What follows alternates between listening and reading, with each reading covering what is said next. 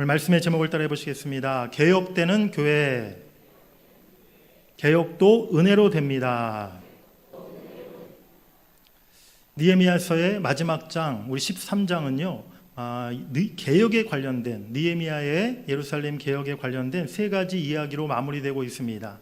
그 세 가지 개혁 과제는 성전 개혁과 그리고 안식일, 또 결혼에 대한 그런 문제였어요. 이 세 가지는 모두가 거룩한 하나님의 백성의 정체성이 달린 그런 주제다라는 공통점이 있습니다. 사탄은요, 집요하게 끈질기게 하나님 나라 백성들의 정체성을 흔들고자 한다는 것입니다. 지금도 마찬가지입니다. 당시 유대 백성들에게 사탄이 시험한 것이 바로 그것이었어요. 성전을 잊어버리게 만들고 안식일을 지키지 못하게 만들고 또 결혼이 뒤섞여 버리게 만들었던 것입니다. 그래서 하나님 백성다운 그 정체성을 다 상실해 버리게끔 만들었던 것이죠. 오늘 느헤미야 설교의 마지막 시간인데요, 처음과 늘 마지막이 중요한 것 같습니다. 우리 제가 1월부터 8월 오늘까지 느헤미야 설교를 주일날마다 이렇게 계속 해왔는데요, 여러분들 8개월 동안 중간엔 중간 느헤미야 설교 좀 기억이 안 나는 부분이 있다 하실지라도 오늘 마지막 시간이 중요합니다. 오늘 마지막만 잘 들으셔도 느헤미야 설교 절반 이상 잘 들으신 거나 마찬가지라 제가 인정하게 드리겠습니다. 오늘 느헤미야서의 마지막 이 개혁에 대한 말씀을 살펴보면서 우리 신앙의 개혁을 향해 나아가는 그런 은혜가 우리 가운데 있기를 주의 이름으로 간절히 축복합니다. 우리 첫 번째로 따라해 보시겠습니다. 개혁은 성경으로 돌아가는 것이다. 느헤미야가 예루살렘 성벽을 재건하고 약 12년 동안 바로 유다 총독으로 예루살렘을 다스렸어요. 그 후에 잠시 페르시아로 돌아가게 됩니다. 페르시아에 다녀왔던 기간이 약 한 1년 정도 된 것으로 계산이 되는데요, 그 사이에 느헤미야가 예루살렘을 비운 사이에 예루살렘에 어처구니 없는 일들이 반복적으로 일어나고 말았어요. 가장 먼저는 지난 주일에 살펴보았던 성전을 향한 공동체의 그 신앙의 내용과 형식이 다 무너져 버렸던 일이었습니다. 예배 봉사자들이, 레위인들이 다 성전을 떠나가 버리고 11조와 성물을 보관하던 그 방이 텅 비게 되었고, 그 빈 방에 바로 영적인 원수 암몬과 모압 족속의 대표격이라 할 수 있는 도비아가 바로 제사장이 이렇게 그 방으로 끌어들여서 그 방을 차지하게 만들었다는 것입니다. 과거의 모습으로 돌아가 버린 이스라엘 공동체의 문제를 하나님께서 어떻게 해결하십니까? 바로 하나님께서는 자신의 종 느헤미야를 예루살렘으로 다시 보내셨다는 것입니다. 느헤미야를 보내신 하나님께서는 모든 것을 다 원래대로 다시 돌려놓으십니다. 다시 원래대로. 이것이 바로 오늘 느헤미야서가 말하고 있는 개혁의 가장 핵심이라는 것이죠. 한번 따라해 보시겠습니다. 다시 원래대로. 우리 신앙의 개혁은요, 다시 원래대로, 우리가 처음 주님 만났을 때 그 순수함, 그 뜨거웠던 감격, 그때의 은혜로 돌아가는 것, 바로 이것이 바로 신앙의 개혁이라는 사실을 여러분들이 깨달으시길 바랍니다. 먼저 하나님은 이스라엘 공동체의 신앙의 그 내용을 본래대로 돌려놓으십니다. 예루살렘으로 돌아온 느헤미야, 거룩한 분노를 품고 도비아를 성전에서 즉각 내쫓아내죠. 그리고 제사장들에게 명령해서 도비아에 의해 더럽혀졌던 성전을 다시 정결하게 만듭니다. 마치 예수님께서 예루살렘 성전에 장사하는 자들을 다 내쫓으시고 성전을 청결하게 하셨던 것처럼 오늘 느헤미야는 하나님의 집을 향한 열심을 가지고 또 율법의 집행자로서 성전을 청결하게 했던 것입니다. 그리고 느헤미야는 성전에서 봉사하는 레위인들을 다시 다 불러들여서 제자리에 세우게 됩니다. 백성들에게는 성전을 위한 11조를 다시 내도록 명령을 내립니다. 하나님께 예배하기 위한 성전의 모든 시스템, 모든 형식을 원래대로 다시 복구했던 것이죠. 사랑하는 여러분들, 성경에서 말하는 성경적 개혁이 과연 무엇일까요? 요즘 세상에서도 정치판에서도 늘 날마다 개혁, 온갖 것을 다 개혁하고 하자 이런 이야기가 끊임없이 나오지 않습니까? 그런데 성경에서 말하는, 오늘 느헤미야서가 우리에게 말하고 있는 개혁은 세상에서 얘기하는 그런 개혁이 아니라는 거예요. 무슨 조직과 제도를 고치고 규칙과 법을 새롭게 만드는 그런 게 성경적인 개혁이 아니라는 것이죠. 성경적 개혁의 의미는 다시 성경으로, 다시 하나님 중심으로 돌아가는 것, 바로 그것을 의미한다는 사실을 여러분들이 꼭 기억하시길 바랍니다. 교회의 개혁은요, 다른 것이 아닙니다. 성경적 교회의 모습, 신약 교회의 모습, 즉 초대 교회, 사도행전 교회의 그 모습으로 돌아가는 것이 오늘날 교회의 개혁을 의미함을 여러분들이 깨달으시기를 바랍니다.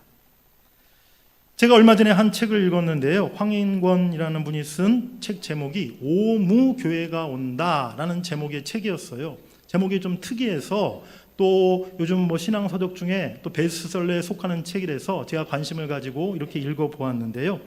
그 책에 이렇게 첫 페이지에 보면 순서에 오무교회, 5가지가 없는 교회라는 거예요. 근데 어떤 5가지가 없는 교회인지를 이렇게 첫 장에 설명해 놓았는데 그 제목을 보고 참 제가 좀 의아심이 들었어요. 네, 5가지. 어떤 5가지가 없는 교회를 말하고 있냐면 첫 번째, 로고에 십자가가 없는 교회. 두 번째, 새벽 예배가 없는 교회. 세 번째, 성경 공부가 없는 교회. 네 번째, 구역이 없는 교회. 5번째, 장로 직분이 없는 교회. 이야, 참 좋은 교회네. 네, 새벽 예배도 없고 성경 공부도 없고, 네, 직분도 없고 다 그냥 똑같고, 참 너무 이상적인 교회네. 여러분들 혹시라도 그런 생각이 드십니까? 네, 이 책의 부제목이 뭐냐면 십자가 없는 MG 교회의 등장. 네, 이 책의 부제목이에요. 이 저자가 이 책에서 무엇을 얘기하냐면요, 현재 오늘날 한국 사회에 이렇게 유행, 이 트렌드, 문화의 변혁에 맞춰서 특별히 MZ세대를 교회로 이끌기 위해서는 교회가 오랜 전통을 다 벗어버리고 탈피해야 된다는 거예요. 젊은이들의 그 취향을 교회가 따라서 새로운 변화를 교회가 추구해야 된다는 것입니다. 그래야만 젊은 세대가 교회에 관심을 가지고 교회로 돌아올 수 있다. 뭐 이런 주장을 하더라고요. 제가 좀 전에 말씀드린 것처럼 이 책이 지금 요즘에 신앙서적 중에 베스트셀러 많이 팔린 책이고요. 제가 또 한 가지 놀랐던 것은 그 책의 앞에 보면 이제 추천사들이 있지 않습니까? 책마다. 그런데 그 추천사를 쓴 분들이 보니까 하나같이 이름만 대면 알만한 큰 교회 목사님들, 뭐 신학교 교수님들, 이런 분들이 추천사를 뭐 수십 분이 추천사를 써주셨더라고요. 저는 이 책을 읽으면서 기가 차고 가슴이 너무 답답하고 안타까웠습니다. 정말 이 책의 저자가 이야기하는 이것이, 이 내용이 진짜 개혁이고 진짜 변화인가? 저는요, 분명히 확실히 제가 여러분들에게 말씀드릴 수 있습니다. 이것은요, 개혁이 아니고 변화가 아닙니다. 이것은 세속하여 타락인 것입니다. 사탄의 장난질인 것이죠. 어찌 교회가 십자가를 부끄러워해서 십자가를 숨겨야 됩니까? 기도가 없는 교회, 성경 공부가 없는 교회, 구역과 소그룹 나눔이 없는 교회, 도대체 그러면 모여서 무엇을 한단 말입니까? 신약 성경에 사도행전에 초대교회에 목사, 장로, 직분이 없습니까? 사람들, 요즘 젊은이들 입맛에 맞게 다 바꾸어 나가는 것이 개혁, 결코 아니라는 것이죠. 우리가 속지 말아야 될 줄 믿습니다. 시대와 문화가 아무리 변한다 할지라도 교회의 핵심 가치, 교회의 존재의 목적은 결코 변해서는 안 될 줄 믿습니다. 교회는요, 언제까지나 주님의 십자가를 자랑하는 곳이 되어야 돼요. 예수 그리스도를 머리로 하는 곳이 되어야 될 줄 믿습니다. 교회는 영원토록 기도하는 집이고 말씀을 듣고 배워 그대로 순종하는 공동체가 되어야 될 줄 믿습니다. 성경에서 말씀대로 세워가는 곳이 교회라는 것이죠. 오늘 우리의 신앙의 모습, 예배의 모습, 교회의 모습을 돌아볼 수 있기를 원합니다. 시대의 유행과 세대의 그 흐름을 쫓아가는 교회가 아니라 언제나 하나님 말씀대로 말씀 위에 세워지는 우리의 교회가 될 수 있기를 간절히 바랍니다. 그것이 진정한 성경적 개혁이라는 것이죠. 우리 신앙이 오늘 다시 성경으로, 다시 말씀 중심으로, 오직 예수 그리스도 중심, 하나님의 중심으로 돌아갈 수 있게 되기를 주의 이름으로 간절히 축복합니다. 두 번째로 따라해 보시겠습니다. 안식일에 장사하는 사람들. 느헤미야가 예루살렘을 비운 사이 발생한 두 번째 문제는 많은 백성들이 안식일에도 장사하고 일하고 물건을 사고 파는 그런 일들이 벌어졌다는 거예요. 느헤미야가 예루살렘에 돌아와 보니 참 기가 찬 일들이 그렇게 곳곳에서 일어나고 있었어요. 우리 15절 말씀을 같이 한번 읽겠습니다. 그때에 내가 본즉 유다에서 어떤 사람이 안식일에 술틀을 밟고 곡식단을 나귀에 실어 운반하며 포도주와 포도와 무화과와 여러 가지 짐을 지고 안식일에 예루살렘에 들어와서 음식물을 팔기로 그날에 내가 경계하였고, 어떤 사람은 안식일에 술틀을 밟으면서 포도즙을 짜고 있었고요, 또 어떤 사람은 추수한 곡식단을 나귀에 실어 운반하고 있었고, 또 어떤 사람은 포도주와 여러 과실들을 가져다가 성 안에서 장사하고 있었다는 거예요. 안식일날. 그래서 느헤미야가 그들을 하나하나 붙들어 경계하였다. 여기서 경계하였던 말은 꾸짖었다라는 그러한 의미입니다. 16절에는 또 보니까 예루살렘에 사는 두로 사람이 안식일에 유다 백성들에게 장사하고 각종 물건을 팔고 있었다라고 말씀하고 있어요. 두로는 예루살렘에서 저 북서쪽으로 약 한 800km나 멀리 떨어져 있는 지중해 연안에 있는 그런 도시입니다. 이 도시가 무역 도시인데요, 그 멀리 두로에 사는 사람이 왜 예루살렘까지 와가지고 지금 장사하고 있었을까요? 다른 이유가 아니죠. 장사꾼들은 어디를 찾아갑니까? 손님 많고 장사 잘 되는 곳을 찾아가기 마련 아닙니까? 예루살렘이 아주 장사가 잘 되니까 안식일에도 문을 닫지 않고 가게를 열고 물건을 팔아도 손님들이 많이 오니까 그 두로 사람이 예루살렘에 와서 장사하고 있었다는 거예요. 안식일에도 물건을 주고 팔고 장사한다는 점에서 유다 백성과 이방인들이 전혀 구별점이 없이, 차이점이 없이 하나가 되어버렸던 것입니다. 이스라엘 백성으로서의 정체성을 완전히 상실해버렸던 것이죠. 앞서 느헤미야 10장에서 이스라엘 백성들이 바로 성문 앞 광장에 모여 말씀을 듣고 눈물로 회개하고 하나님 앞에 약속한 바가 있었어요. 느헤미야 10장 31절 말씀, 우리 한번 다시 같이 읽겠습니다. 혹시 이 땅 백성이 안식일에 물품이나 온갖 곡물을 가져다가 팔려고 할지라도 우리가 안식일이나 성일에는 그들에서 사지 않겠고, 그들이 바로 1년 전에 하나님의 율법의 말씀을 듣고 안식일을 지켜야 된다는 그 말씀을 듣고 그들이 그동안 안식일을 제대로 지키지 못했음을 회개하고 돌이키며 다시는 우리가 안식일에 이방인들과 물건을 주고 파는 일을 하지 않겠습니다 라고 그렇게 맹세했었는데, 느헤미야가 없는 1년 사이에 너무나 쉽게 빨리 다시 이전의 모습으로 그들이 돌아가 버리고 말았던 것입니다. 느헤미야는 이처럼 거룩한 안식일이 제대로 지켜지지 않는 모습을 보고 바로 강력한 개혁을 실행합니다. 먼저 유대의 귀인들, 지도자들을 불러서 안식일을 지키지 않는 것이 곧 악을 행하는 것이다 라고 단호하게 이야기해요. 우리 17절 말씀 같이 읽겠습니다. 내가 유다의 모든 귀인들을 꾸짖어 그들에게 이르기를 너희가 어찌 이 악을 행하여 안식일을 범하느냐. 오늘 지도자들과 백성들을 느헤미야가 무섭게 꾸짖고 책망합니다. 너희 조상들이 이렇게 행하다가, 즉 이렇게 안식일을 지키지 않다가 하나님께 재앙을 받고 멸망하지 않았느냐. 너희가 지금 더 심한 하나님의 진노가 임하도록 지금 만들고 있도다. 그리고 느헤미야는 이제 안식일 회복을 위해서 곧바로 새로운 조치를 명합니다. 19절 말씀해 보니까 안식일 전 예루살렘 성문이 어두워갈 때에 내가 성문을 닫고 안식일이 지나기 전에는 열지 말라 하고 나를 따르는 종자 몇을 성문마다 세워 안식일에는 아무 짐도 들어오지 못하게 하였으므로, 안식일 전날 저녁부터 안식일이 지나가기까지 성문을 다 굳게 닫았어요. 종들을 세워 지키게 하였어요. 그래서 장사꾼들이 절대로 예루살렘 성 안으로 들어오지 못하게 막았던 것입니다. 그런데 이 장사꾼들이 또 만만치 않았어요. 쉽게 물러서지 않았어요. 성문이 닫혀 있었는데 성문 밑에서 잠을 자면서 밤을 새면서 잠시라도 성문이 열리면 그 틈을 타 성 안으로 들어가려고 성문 밖에서 성벽 밑에서 잠을 자고 있었다는 거예요. 그때 느헤미야가 그들에게 외칩니다. 내가 너희들을 당장 잡으러 가겠다, 체포하겠다 라고 소리칩니다. 느헤미야가 얼마나 무서웠던지 그 후로 다시는 성벽 밑에서 잠을 자는 장사꾼들이 다 사라지고 말았다는 것이죠. 이처럼 오늘 느헤미야는요, 개혁을 통해서 거룩한 안식일을 회복하는 이 놀라운 개혁을 성취하게 됩니다. 이스라엘 백성들이 잃어버리고 있었던 다시 거룩한 하나님의 백성의 정체성을 다시 원래대로 회복시켜 놓았던 것이죠. 구약시대 안식일을 지키는 것은요, 이스라엘 백성들이 이방인들과 구별되어 하나님의 백성의 정체성을 나타내는 중요한 기준 중에 하나였어요. 안식일의 정신이 무엇입니까? 하나님 안에서 쉼을 누리고 하나님을 경배하고 찬양하고 하나님의 날로 지키는 것이 안식일 아닙니까? 그러했기에 이스라엘 백성들은요, 안식일에 아무리 일이 바빠도 아무리 중요한 일이 있어도 무슨 농사철이고 또 수확철이라 할지라도 안식일에는 모든 일을 멈추고 하나님을 제사하고 하나님을 예배하는 일에 집중했던 것입니다. 오늘도 마찬가지입니다.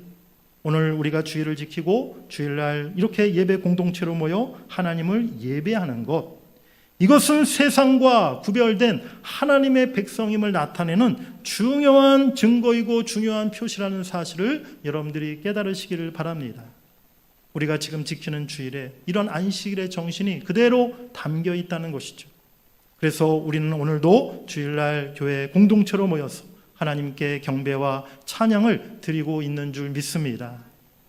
특별히 우리 9월 한 달 동안 우리 광고 시간에 들으셨지만 예배 축제, 기쁨으로 드리는 주일 예배 이렇게 우리가 드리려고 합니다. 요즘 세상에도요, 뭐 지자체별로 온갖 축제들이 있지 않습니까? 딸기 축제, 인삼 축제, 전어 축제, 영시 축제, 맥주 축제, 온갖 것을 다 갖다 붙여가지고 뭐 늘 축제, 뭐 여기저기서 벌이고 있는데요. 제가 그런 생각이 들더라고요. 세상에서도 이렇게 뭐 여기저기 다 축제하는데 교회는 왜 이렇게 잠잠한가? 교회도 좀 떠들썩하게 우리도 좀 축제 좀 해보자. 다른 축제가 아니라 예배 축제. 예배로 우리가 더 하나님을 기쁘게 찬양하고 경배 올리고 영광 돌리는 그런 기쁨의 예배를 한번 좀 드려보자. 이런 마음이 들더라고요. 9월 한 달 동안 우리 주일 예배를 통해서 우리 가운데 다시 한번 기쁨과 감사와 은혜가 충만한 그런 예배를 하나님 앞에 드릴 수 있기를 원합니다. 특별히 올 여름 지금도 더운데요. 너무나 무더웠어요. 너무 날씨가 무덥다 보니까 우리 육신도 지치고 우리 영도 지치고 예배와 기도함에도 우리가 참 힘을 잃었던 그런 우리의 모습이 있습니다. 다시 우리 9월 예배를 통해서 우리가 다시 영적으로 우리가 다시 새로워지고 힘을 얻는 그런 시간 될 수 있기를 원합니다. 특별히 기도하기는 우리 주일 예배와 한동안 멀어져 있던 우리 많은 성도들 다시 9월 우리 예배를 통해서 그들이 다시 예배를 회복하고 다시 기쁨과 능력의 예배자로 다 서실 수 있기를 주의 이름으로 간절히 축복합니다. 여러분 꼭 기억하시기 바랍니다. 우리 그리스도인들, 우리 하나님의 성도들의 행복은 세상이 말하는 것과 다르다는 거예요. 세상과 다르게 사는 것, 구별된 삶을 사는 것, 하나님의 백성으로서의 정체성을 지켜나가는 것, 바로 그 가운데 우리의 참된 행복이 있다는 사실을 여러분들이 잊지 마시기를 바랍니다. 하나님의 백성의 정체성을 지켜나가며 주님의 날을 귀한 예배의 날로 지켜나가시는 여러분들 되시기를 주의 이름으로 간절히 축복합니다. 우리 세 번째로 따라해 보시겠습니다. 개혁의 주관자 되시는 하나님. 느헤미야는 예루살렘에 돌아와 이렇게 이스라엘 공동체의 개혁을 선포하면서 더불어 하나님께 간절한 기도를 드립니다. 느헤미야가 오늘 13장에서 세 번의 기도를 하나님 앞에 드리는데요. 첫 번째 기도는 14절입니다. 우리 14절 함께 읽겠습니다. 내 하나님이여 이 일로 말미암아 나를 기억하옵소서. 내 하나님의 전과 그 모든 직무를 위하여 내가 행한 선한 일을 도말하지 마옵소서. 아멘. 지금 느헤미야는요, 뭐 자신의 의를 자랑하기 위해서 이 기도를 드리고 있는 게 아니에요. 여기서 내가 행한 선한 일을 도말하지 마옵소서라고 되어 있는데요. 여기서 선한 일이라는 것은 히브리어로 헤세드라는 단어가 쓰였습니다. 내가 행한 헤세드를 기억해 주시옵소서. 지금 이렇게 느헤미야가 첫 번째로 기도하고 있는 거예요. 헤세드라는 말은 언약에 기초한 하나님의 은혜, 하나님의 자비, 하나님의 신실한 사랑을 뜻하는 말입니다. 그리고 느헤미야 자신에게 있어서는 그 언약을 지키기 위한 신실한 충성심을 의미하고 있는 것이죠. 하나님, 내가 예루살렘에 와서 행했던 지난날의 모든 일들, 하나님에 대한 신실함, 충성심으로 하였음을 하나님 꼭 기억해 주시옵소서. 지금 그가 기도하고 있는 것입니다. 그리고 나서 두 번째 기도를 드립니다. 22절 말씀에 내 하나님이여 나를 위하여 이 일도 기억하시옵고 주의 크신 은혜대로 나를 아끼시옵소서. 여기서도 은혜라는 말이 헤세드라는 단어인데요. 주님의 크신 헤세드로 나를 아껴주옵소서, 우리 이스라엘 백성들을 아껴주시옵소서, 그렇게 기도했던 거예요. 하나님의 크신 언약적인 사랑, 그 자비하심을 통해 나와 백성들을 아끼시고 불쌍히 여겨달라라고 지금 느헤미야가 기도하고 있는 것입니다. 그리고 세 번째 13장 마지막 구절입니다. 31절에 내 하나님이여 나를 기억하사 복을 주옵소서, 나와 우리 이스라엘 백성들에게 다시 복을 내려달라, 이렇게 기도했던 것이죠. 느헤미야는 지금 자기 개인을 위해서 기도했던 게 아닙니다. 백성의 대표로서, 언약의 대표자로 그가 하나님 앞에 기도하고 있는 거예요. 하나님, 지금 우리 백성이 또다시 개혁의 대상이 되고 말았습니다. 그러나 하나님, 저의 헤세드를 기억하시고 언약에 대한 저의 충성심을 잊지 마시고, 그리고 하나님의 헤세드로 저와 우리 이스라엘 백성들을 불쌍히 여겨주셔서 이 백성을 다시 회복시켜 주시고 다시 개혁해 주시옵소서, 이 백성들에게 복을 내려 주시옵소서, 그렇게 느헤미야가 간절히 기도하고 있는 것입니다. 여러분, 이것이 오늘 우리가 바라보아야 할 진정한 개혁의 모델임을 여러분들이 깨달으시길 바랍니다. 오늘 중보자 느헤미야는요, 다름 아니라 우리의 영원한 중보자 되시는 예수 그리스도를 예표하고 예수님을 상징하고 있다는 것을 여러분들이 깨달으시길 바랍니다. 우리 개인과 교회 모두가요, 언제든 우리가 버리고 돌아섰던 과거의 길로 다시 돌아가 버릴 위험성이 우리 가운데 얼마든지 있다는 거예요. 신앙의 내용과 형식이 무너지고 그것을 잃어버릴 위험성이 우리에게 늘 있다는 것이죠. 오늘날 자유주의와 편의주의와 인본주의 신앙으로 흘러가고 있는 한국교회 안타까운 모습을 보게 됩니다. 아까 제가 한 책을 앞서서 소개했던 것처럼 그 책이 참 오늘 한국교회 현실을 지금 나타내고 있어요. 너무나 인본주의로, 자유주의로, 세속주의로 지금 그렇게 흘러가고 있어요. 사랑하는 여러분, 오늘 우리가 느헤미야의 기도를 통해서 깨달아야 되는 중요한 것은요, 개혁도 은혜로 된다는 사실입니다. 하나님께서 보내신 중보자 예수 그리스도를 통해 우리의 신앙이 개혁되고 교회가 개혁될 수 있는 줄 믿습니다. 우리의 행위와 우리의 노력이 아니라 어떤 무슨 세상의 방법 프로그램으로 되는 것이 아니라 중보자 그리스도 예수님의 기도와 주님의 일하심으로 진정한 개혁이 일어날 수 있음을 여러분들이 믿으시길 바랍니다. 지금도 우리 그리스도께서는요, 하늘 보좌에서 우리와 교회를 위해서 기도하고 계세요. 아버지여, 십자가 고난을 당하기까지 충성을 다한 나의 언약적 사랑을 기억하여 주소서. 아버지의 헤세드로 내가 구속한 백성들에게 은혜를 베풀어 주시옵소서. 중보자 예수 그리스도의 그 기도가 오늘 우리를 다시 새롭게 하고 교회를 개혁하게 만드는 하나님의 은혜를 불러오게 될 줄 믿습니다. 예수 그리스도를 의지하여 우리도 하나님 앞에 기도하기를 원합니다. 그리스도의 영으로 우리를 도와주시옵소서. 그리스도의 영으로 우리를 깨닫게 하시고 인도하여 주시옵소서. 성도다운 성도, 교회다운 교회, 날마다 더 새로워지는 공동체가 되도록 우리를 다스리시고 크신 헤세드의 은혜를 우리에게 베풀어 주시옵소서. 그렇게 우리가 함께 기도할 때 하나님이 우리를 불쌍히 여기시고 우리를 새롭게 해주실 줄 믿습니다. 개혁의 마지막은 기도입니다. 개혁은 기도로 이루어집니다. 오늘 기도를 통해서 우리 신앙과 우리 공동체 가운데, 우리 한국교회 가운데 새로운 개혁이 일어날 수 있기를 주의 이름으로 간절히 축복합니다. 앞서서 읽은 책은 별로 여러분들에게 추천해 드릴 만한 책이 아니었는데요, 또다시 제가 다른 책에서는 굉장히 감동을 받은 한 문장이 있었어요. 어떤 문장이었느냐? 우리가 주일을 지키는 게 아니라 주일이 우리를 지킨다라는 이 한 문장이 저에게 너무나 큰 감동이 되더라고요. 우리 한번 따라해 보시겠습니다. 우리가 주일을 지키는 게 아니라 주일이 우리를 지킨다. 네, 진짜 딱 맞는 말인 것 같아요. 우리가 평상시에 오늘 내가 주일을 지켰습니다. 네, 우리가 오늘 주일을 잘 지켰습니다. 네, 이렇게 늘 얘기하잖아요. 근데 생각해 보니까 정말 우리가 주일을 지키는 게 아니라 주일을 통해서 하나님께서 우리를 지켜주시는구나. 맞습니다. 주일 예배를 통해서 우리에게 날마다 들려주시는 하나님의 말씀, 또 성령의 능력, 하나님의 크신 은총이, 또 공동체 안에서 함께 나누는 우리의 교제와 사랑이 우리의 신앙과 성도의 정체성을 지켜주시는 줄 믿습니다. 또한 주일이 교회의 정체성을 지켜준다는 거예요. 하나님을 경배하고 찬양하는 예배하는 교회, 예배를 통해서 영혼을 치유하고 살리는 교회, 하나님의 임재와 영광으로 가득한 교회 되게 하시는 줄 믿습니다. 오늘 느헤미야서의 마지막 결론, 예루살렘 성의 회복과 부흥과 개혁은 말씀으로, 기도로 이루어졌다는 것입니다. 교회의 회복과 부흥과 개혁, 이 시대에 불가능하다? 이것은요, 세상의 말입니다.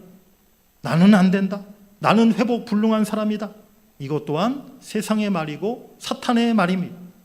복음의 능력, 기도의 능력이 오늘 우리를 다시 살리고 우리의 신앙과 교회 공동체를 다시 부흥과 개혁의 길로 이끌어 가실 줄 믿습니다. 8개월 동안 느헤미야서를 설교하고 말씀을 묵상하면서 저는 제 개인적으로 너무나 큰 도전과 용기를 얻었어요. 그렇구나. 시대가 아무리 달라져도 환경과 상황이 아무리 어렵다 할지라도 기도하면, 우리가 다시 말씀으로 돌아가면, 그 가운데 하나님이 일하시면 회복과 부흥과 개혁은 반드시 일어난다. 오늘 우리 가운데 필요한 것이 무엇입니까? 우리 신앙의 회복, 우리 신앙의 부흥, 우리 신앙의 개혁 아닙니까? 오늘 교회 가운데도 우리 교회와 우리 한국교회 가운데 이 세 가지가 너무나 큰 주제, 명제 아니겠습니까? 2500년 전 예루살렘 성에 일어났었던 그 회복과 부흥과 개혁의 역사가 오늘 우리 삶에, 우리 동문교회 가운데, 우리 한국교회 가운데 반드시 일어나게 될 줄 믿습니다. 동일한 하나님의 역사, 지금도 살아 역사하신 하나님 통해서 우리가 그 놀라운 은혜와 놀라운 축복을 경험할 수 있기를 원합니다. 우리 신앙과 우리 교회 공동체 가운데 느헤미야서에 임하였던 그 회복과 부흥과 개혁의 놀라운 하나님의 역사가 동일하게 나타날 수 있게 되기를 주의 이름으로 간절히 축원합니다.